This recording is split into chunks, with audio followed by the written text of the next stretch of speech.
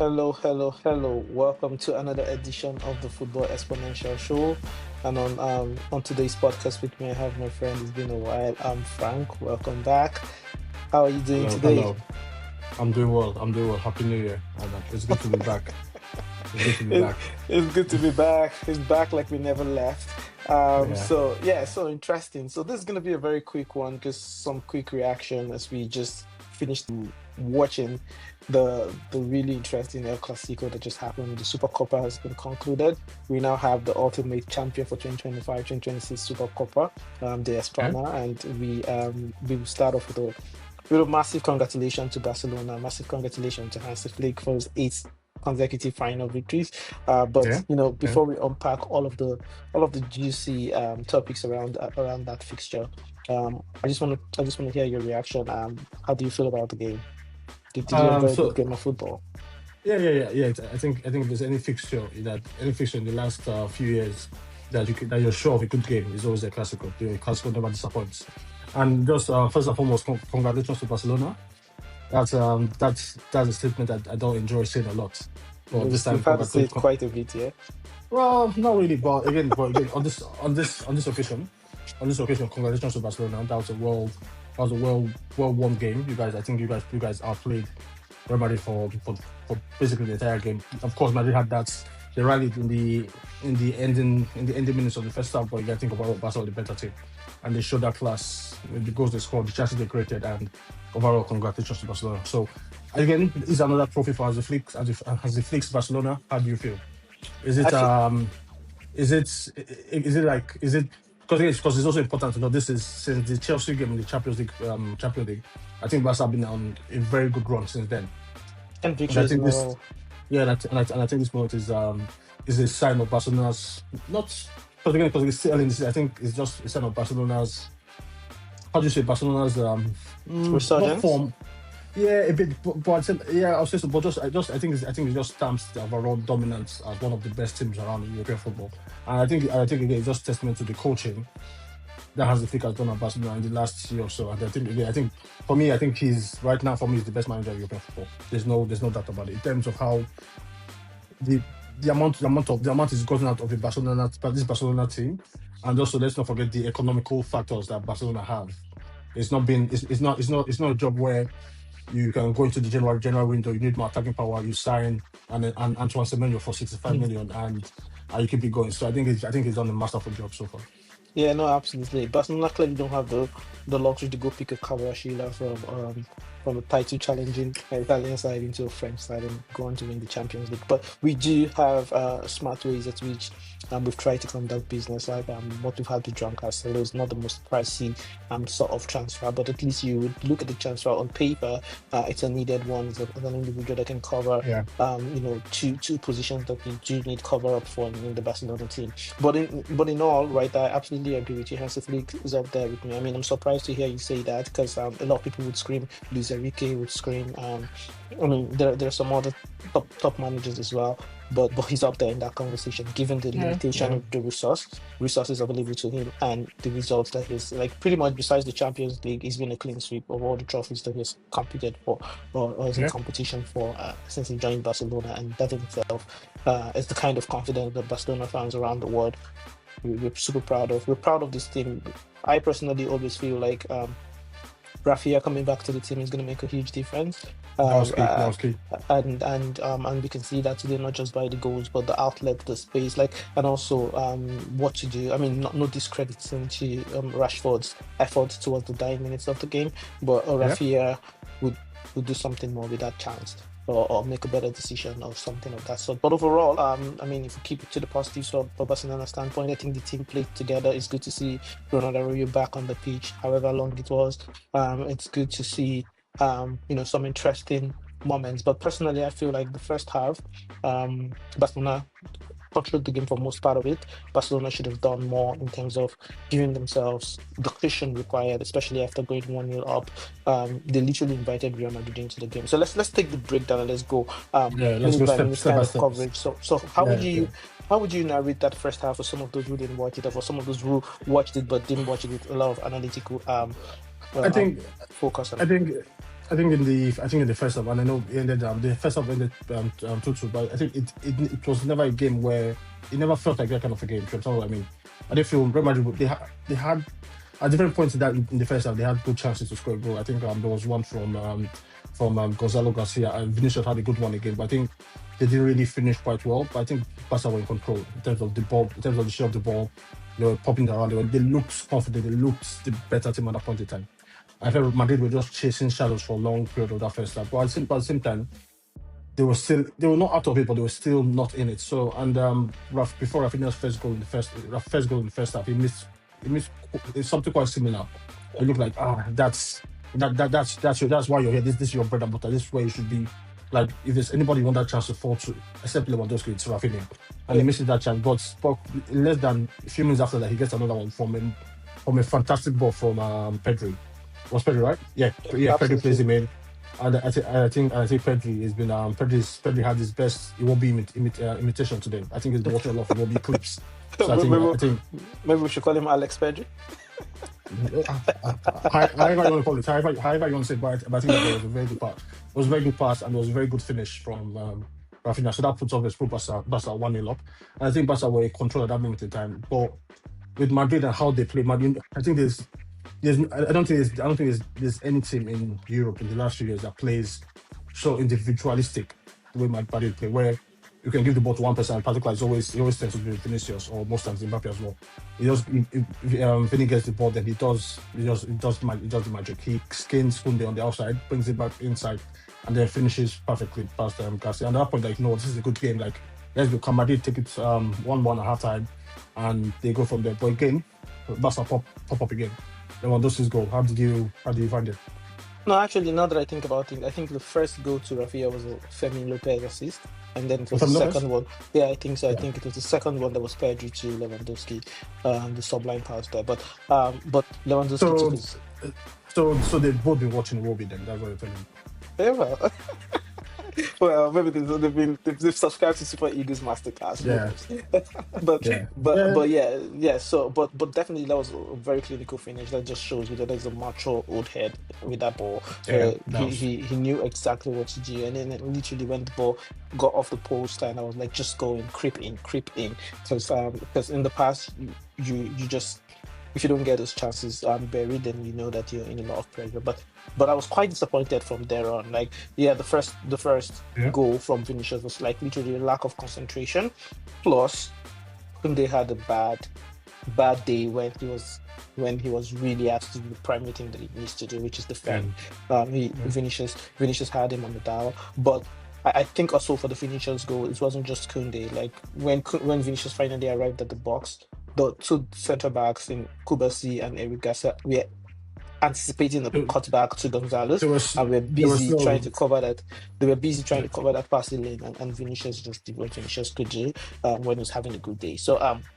But yeah, I mean, after the second goal, I was expecting Barcelona to build on the momentum, take that into halftime, and come in and do the rest. But Madrid somehow went on to yeah. do the Uh, classic from Madrid thing. Yeah, Yeah, um, score a scruffy goal from a set piece, and I think it was a well improvised goal from Gonzalo Garcia, that's his fourth goal for Real Madrid in the three last three games. games. I think it's been outstanding. But I think it was a very good goal, but very good goal to bring it to 2-2. I don't think you can argue. I don't think they deserve to go in a halftime level. I think Barca were clearly the better team in the first half, and so they go in a halftime 2-2, come back. And I think Madrid were in the early parts of the second. I think Madrid were clearly the better team. I think Madrid were Yes. feeling their way, but they didn't create enough opponents to take that lead. And I feel that should be that biggest disappointment in the game. Where when they were on top, they didn't take that. They didn't take the incentive in the game and make it count. But I feel the game was turned on by two changes by Barcelona, and that's the Ferran Torres and Dani Olmo substitutions for Barcelona. That's again, it's testament to the depth Barcelona have in that squad. Players are healthy now. Players can contribute off the bench if they're not starting.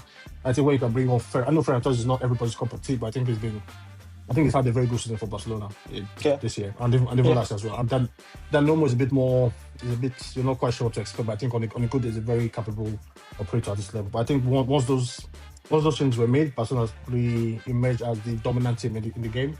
And I think Alonso had to obviously react. And when he made the substitutions he made, did not make sense to me. And and we'll talk about Alonso and Real Madrid at some point. It felt like a guy that I think the best way to say it, I think he tried to find a solution to counter what Barca had done, and I think he got the wrong calls with those changes he made. Being taking off Valverde was that you don't think Valverde off. I feel like there was I, some. I think there was something with Valverde, probably with fitness I or don't something, because yeah he walloped off the probably pitch. Probably that's yeah just the yeah justification I could put there. Maybe some tired legs, yeah some we muscle can overload, or something like that. we can I think we can put that fitness, but I think it was more tactical than fitness related. But again, I'll give him the benefit of doubt on see how that develops. But you don't take off Valverde in the final. I think that's if you want anybody on that pitch from a Real Madrid perspective, you want Valverde there. I think, and I understand bringing out Adegula more creative, but you lose a lot without Valverde on that pitch. And I think with Valverde going off, he opened up the game for Barca because Valverde was very good counter pressing points for Real Madrid. And Adegula is a very good player, but he's not It's as not switched Valverde. on defensively as Valverde was. And I think from then on, Barca go back in the game, created a few chances, and the winning goal was very fortuitous goal, you say? Because again, I think Rafinha slips. He doesn't strike it quite well, but he takes a deflection and goes past Courtois, who I think Courtois was Man's best player today, as it tends to be against basically anyone this day. So, but yeah, No, yeah, absolutely. Speaking about best and worst players, maybe we'll just do a quick ranking. Who would you consider to be the top three bad players for Barcelona and the top three good ones? And do the same thing for Madrid. um, I think from a Barcelona point of view, I know a lot of people will point towards Rafinha. I would go with I think Pedri. I think Pedri was Barcelona's best player today. Pedri was number one Okay. for me. And Pedri, Rafinha, obviously, like Rafinha has been, he's grown a reputation of being a big game killer now. I think his goal contributions, goals and assist contributions in big games has been piling up in the last few years. And third would be Garcia. I think in the dying moments of the game when We have so Madrid many look, Garcia on the pitch. Which of the Garcias are we talking about? oh yeah, no, the goalkeeper, Joan Garcia, the goalkeeper, Okay. Barca's number one. Okay. And the dying moments of the game, I know they were straight at him, but since he's been at Barcelona, he's brought a calming presence to that back line. He's brought, I think basically it's almost like Barcelona's version of Courtois in a different way, but he has that stability, bring confidence to the back line, and I think he has the ability of making saves look easy. Because again, I think some of those saves, though they might look easy because I look easy on camera, but I think that's because he's done the right action to be in the right place at the right time. Those are not it's not coincidence. I think those three, Pedri, Rafinha, and Joan Garcia. For your top three. I'll put them Rafinha, Yeah. Pedri, and um I Lewandowski? think I Oh, no, I think Balde had a very good game, but yeah, people I will know. miss it. But like the reason why I'm taking the deep breath is because I mean I cannot argue against Garcia, but Garcia was on holiday for most of the first half, right? No, He no, ca- no, I know. he came alive when needed, and that could have made the difference if any of those goals went in for sure. But uh, Rafinha didn't play on the wings today. Balde was left to do all of that, going back and forward. Rafinha was somehow tucked in closer to the goal, and it was Balde who had to do all of that, covering back, covering forward, and yet most of the attacks were not really going through on his side. The attack that went through were on Kunde's side, and that Yeah, was because Rafinha he had Rodrigo on the pocket. He had even when Mostantano came, like they just couldn't do anything where Balde was, and hence I feel like yeah, he deserves more credit than a lot okay. of people will give him. For me, on the bad side of it was Kunde. I think Kunde could have done a lot better. Yeah. Um, I agree, uh, I agree with that. Kunde could have done a lot better. This is very funny, but this is one of the few games I would say, you know what, I expected a bit more from Kubasi in terms of distribution of the ball from the back, especially in the first half when Barca had a shitload of possession. I was expecting Okay. Kubasi to do a lot more of those, vertical ping passes, but for some reasons he was quite conservative with it, and maybe part of the contributing factors. I do not like seeing Kubasi play as a left centre back. I think he's dominant when he played as a right centre back, but having to do that duty, switching of feet and all of that, I don't know. Maybe that had an impact on the game, but yeah, Kubasi for me is one of those that it didn't have a bad game. Don't get me wrong, but Yeah. it could have had a better game. And Yeah. the final one for me is Frankie De Jong. That red card. that red card was Okay, yeah, silly. It was yeah, silly, and that ruined the night for him, and that put a lot of pressure on Barcelona towards the dying minutes. And all I was thinking in that moment was, whatever was going on, do not concede, guys. We cannot play another 30 minutes with a man down. We can't, because if that had yeah, gone, if we had that, like if Madrid had an equalizer going into extra time, we were ready to be on toast, and yeah, yeah. So for that reason, yeah. I put Frankie as third. And then Okay, for the Madrid that's right. side, yeah, if we go over to Madrid side, how would you do your ranking? Doesn't really matter if you had any good performance when you lose at the end. But I think shout out to Vinicius. I think that goal reminds me of old school Vinicius. Like Vinicius when he's on form with confidence, taking on players, trying to make things happen. The left back Alvaro, what's I always forget his Perez, last name. Carreras, Perez. I think he had a good game. He gave Yamal a very that matchup was very competitive on that side. I liked some of what Jude Bellingham did, but I also think the game always seemed to cut. It was always a bit late to the action most times during the game. So I think Vinny, Carreras, Courtois, I liked it. Garcia a bit. I think Garcia obviously gets the goal, but I think he didn't really get enough of the game Yeah, he to really have wasn't an impact. involved. He wasn't even involved. Yeah, but I keep to agree. But when it comes to the worst performance, I think the worst performance on that pitch today, probably for Real Madrid, is probably one of the worst things to ever happen to Real Madrid as a football club. It's Raúl Asensio. Mhm. He he's not he's every time I watch this guy, because again this is the second year in Madrid's first team, and I know he's a squad player, and whenever it comes on pitch, you know, okay, they have a lot of injuries they have to contend with. But in a game of, I think he's not of the level. He's not of the level. Like he constantly costs Madrid goals, and I think it's high time they have to move on from him. I know they have injuries, but he's not just good enough. Because if you look at the first goal from RAPHINHA, and I know it's a brilliant pass and I know that, but it's just, if you look at him, his positional discipline is poor. He doesn't read the game well. He can't pass the ball. It's just, I think he's a poor defender.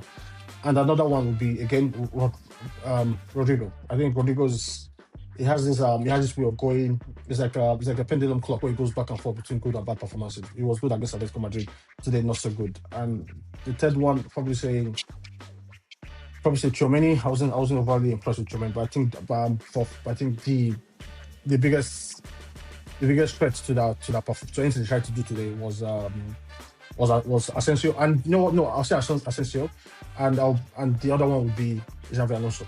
I think he got a there's I feel Madrid is a bit of if you say has a flick, if you say Barca playing has a flick ball, like they play flick ball. Mhm. This is how the guy wants them to play. The opposite is the case for Alonso. This is not how Alonso wants to play football. And again, like I feel sometimes you always say, it's when it comes to coaching and performances, either you're allowing it to happen or this is what you're coaching. It's been at the job for over 6 months now, I think. Yeah, Yeah, yeah. more than 6 months in fact. Heading into the And seventh. I look at them because I watch Madrid very closely. And I look at them from even the performance against Atletico Madrid. I know there were a lot of chances, but again, it's still not a good performance. It's not. They don't know how they don't, like, again, if you look at today, they didn't the right wing. There was virtually nobody on the right wing when they were attacking. They didn't utilize the right wing to create or attack Barcelona. And again, it's just this. There's an imbalance in the team. I think there's a coaching problem, but I also think it's a situation where I don't think they're ready to morph into an Alonso team. There's that, and it's just, and for him, I understand it's a bit tough because you're trying to find that right balance where you're trying to appeal superstar players by playing how they want to play and playing players out of position just to get everybody in. But at the same time, you have to stamp your authority on the team, and that has to reflect on the team's performance. So again, like Barcelona, like there's no doubt who's in charge of Barcelona, and if players don't meet the standards that Flick has set for them individually and as a team, there's repercussions for that. Like we've seen this as the players coming late for training or coming late for team meetings that dropped. There's no question about it. Regardless of who the player is, Yamal, Lewandowski, Rashford, Rafinha, you drop simple. They talk about it, I won't move on, but I feel Madrid is still, and I feel at some point we probably discussed about this long-term future, but I think right now it's not good enough. And again, and obviously I know they miss Mbappe, and I think if there's any game you want Mbappe to be available for, it's the Madrid against Barcelona. But I understand about it came as a team unit. They didn't look like a good team today, and that's always been my worry with Madrid. But again, it's a tough one for them. Yeah, absolutely. I agree with you. For me, if I were to rank the worst, performances today, I would say Xabi Alonso number one. For Madrid, Yeah, he could have made better decisions. He could have set up his team a bit different. I felt like he invited a lot of pressure for himself and the team in the first half. They played a little bit in the second half when it felt like the pendulum switched and they had some yeah, momentum. But other than that, say 10, 15 minutes into the second half, it was all Barca for yeah. the greater part of 90 minutes. And after that, I would say his substitution didn't even like with the substitution. I struggled with the ideas. Like was Dean Huijsen struggling with an injury? Why are you taking him out? It seemed like he was the better half of your centre back. Why do you take him out when you literally were still in the game, right? And then Alaba coming in. I don't know if this is the game where you want to start introducing players to pick up fitness. I'm not quite sure about that. And I think I Yeah. don't, and I think I can excuse Alonso for is why did Guler not start? Guler is the player that can give you a Adebayo. little bit of, yeah, it can give you a little bit of creativity. No, but Why it's can't you find a way to squeeze him into that starting 11? I mean, there was but where would you play him the, though? It's I would definitely play him where Jude is. I've said it a lot of times. Like you Jude can can be no, a but bit no, more. Jude can be a bit more of a utility guy in games like this when you want him to be. Jude would cover grounds. Jude is happy to help the team even beyond contributing goals and assists. Jude has clearly shown that of all Madrid players in recent times, he still has the biggest heart. He has the passion. You would almost yeah, imagine that he's been the longest in that club. Right, so yeah. if just the same way they gradually turned Favadi to an alternate right back, it's the same thing you can do and make Jude sitting a little bit deeper if you need to have him do that and allow Adegule to add more creativity.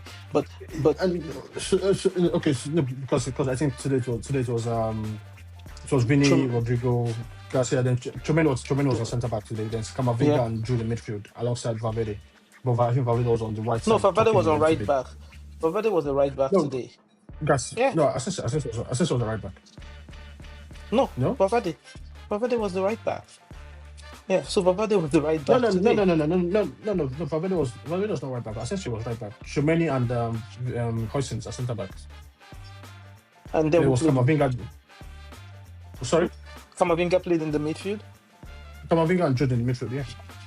Okay, Then but Rodrigo, because again, if you look at it, Rodrigo was roaming everywhere, but I don't think he had a nailed down position. He had freedom. They didn't It utilize was his it was entire. difficult for me to tell because majority of the time they were all doing defensive duties anyways. Yeah, So exactly. Which yeah, again, is the the, problem? It's again, yeah, I think they again, were all they were all performing defensively because I was feeling like if I was a Madrid star and we needed an outbreak for some of those counter attack moments or someone who's going to be intelligent enough to pick the pockets, it could have been Adegule. That's the only player that has that skill set right now that is not currently a guarantee starter in the Madrid team.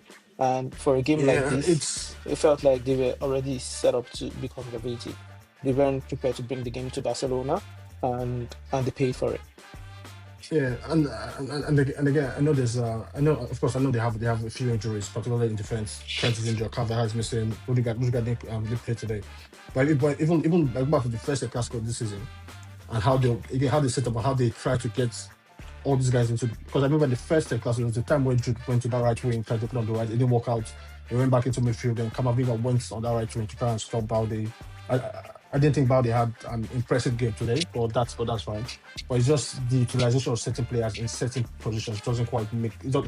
This I think the setup doesn't platform some guys in positions where they could make maximum impact. And like you say, even with Jude Bellingham, I think is that guy that needs I think the more freedom he has, the more he performs. Because where he can Absolutely. get into the box, it doesn't have to be overly disciplined when it's coming back. You just let him unleash him against the position. But I think today was he didn't have a good game today. But I think with Madrid, it's another L against the last team they want to lose to, and I think for them it's not a good look. They have to go back to the drawing board. I know they're how many points are they behind in Well, the the league is Spanish still title very race? open. It's just four. It's just 4 points between Barca and Madrid. It's Okay, just yeah, four so points. yeah, It's still open. But the thing is, like but the, but I feel like right now, with this victory for Barcelona, the momentum would shift. I think Madrid have easier features in the next couple of games for them in the league, so maybe that can help them build momentum and come back. But what do yeah. you think? Do we wake up tomorrow morning and see a sack for Xabi Alonso, or you think he still has the job for a little bit? It's I feel unless something dramatic, unless something drastic happens in the next few hours or even in the next few months, I expect him to see out the season. And when they get to the summer, they will explore other options in the markets and see. Because at the same time, you also have to understand that it's not a job where you can just sack. You can't sack and also go get the guy that's coaching Ajax or Ten Hag or a guy like Enzo Maresca or a guy like Ruben Amorim. You need to get Real Madrid. You have to get the top. And I think one of the reasons why Alonso is at the job right now is because of his past playing career at Real Madrid. I Yeah. don't think this, and it's also the landscape of European football these days, where there are very few, you have the old school guys, the Contes, the Allegris, and the Mourinhos, and you have the guys that are a bit in the middle. I'm talking about like guys that they can realistically get. I don't think Pep Guardiola will ever coach Real Madrid. I think that's safe to say. No, I don't They think ha- he's they able to do have that as well. they have the other guys that are a bit old school, a bit in the new school side. I think it comes down to a guy like Thomas Tuchel, for example, where he has the profile to manage Real Madrid. He has the tactical nous to manage Real Madrid, but at the same time, can he manage a superstar dressing room? That would be a question mark against him. So I feel they wait till the summer. They are assessing the summer because again, Carlo Ancelotti could come back for third term at Real Madrid. It's not Yeah, far beyond probably the after the World Cup. yeah, There you yeah, go. yeah. Yeah, It's probably not after the World Cup. it's not far from the imagination. I feel there'll be a lot of managers moving in the summer window before and after the World Cup, and I feel if they're not quite happy with him, they might make a decision. But right now, I think it doesn't, like you said, they're still in the league title conversation. Champions League they're still in it, so I think it's all. But I think the vibes are not right. The vibes are not good at Real Madrid. It's some days are good, some days are not so good. So they need to get that balance quite right. But again, I think he's doing. I don't think he's. I've still overall, I've not been. I understand it's tough, but I've not been impressed with his coaching and his man management style at Real Madrid. And again, I know I understand how difficult it is with the players, with the managing upwards with Florentino Perez, the media, the press, and the expectations that come at Real Madrid. But I felt that when it comes to it, particularly at the big clubs, big managers make big decisions, and I feel that there's been a turning point for him, and I think that turning point the was pre pre Clasico and after the Clasico, and I think that Clasico, that moment where Vinicius comes off, he stomps off the pitch, that whole dramatic situation, I think that's been since then they've not quite been as good as they've been, and of course they've had some good results because again I think they have good players who turn up sometimes, but I just think overall the vibes are not right, and again they have a lot of work to do. They need to wrestle back control of the Spanish league. But let's talk about So, Barca. So this is the first. I think this is the first. Barca are the first Spanish honors this season. yep. Does it set you up for more success down the line, or is it just a warm up? I think it's a warm up, to be honest. I don't think this You is the know? big Barca this season. I think Barca still has a couple of games to get into. I still feel like there'll be games when Rooney Badji, I feel like people have just Yeah. not appreciated that talent enough. So there'll be games where Shout out to guys my like guy. that Shout will, out to my. Yeah, yeah, yeah. no, Rooney Badji, It's there are games where he would come through. I think there are games where Barca will blow teams away 5-0, 4-0, 6-0, those kind of. We've not had those this season. I also feel like on the brighter side, that consistent offside trap or high line gaps and all those things that used to happen, Barca has kind of been able to contain it in the last yeah, couple yeah, of games as it's well. yeah. So there are a couple of levels to go, and I also feel like even the right flank for Barca, especially the left wing where Lamine Yamal operates from. With Joao Cancelo coming there for games where we want to be very offensive. I think there'll be some link ups to happen on that part of the pitch too. But I overall, don't. yeah, overall, no, I think there'll be games like when you go and you have those teams playing low We'll see. We'll block and see. all of that. Cancelo can come there and make a difference. Those in swingers into the box, crosses, all those kind No, of I know. things. No, Like yeah. I understand. I understand. But I because feel. I Kunde feel. almost certainly never crosses the ball.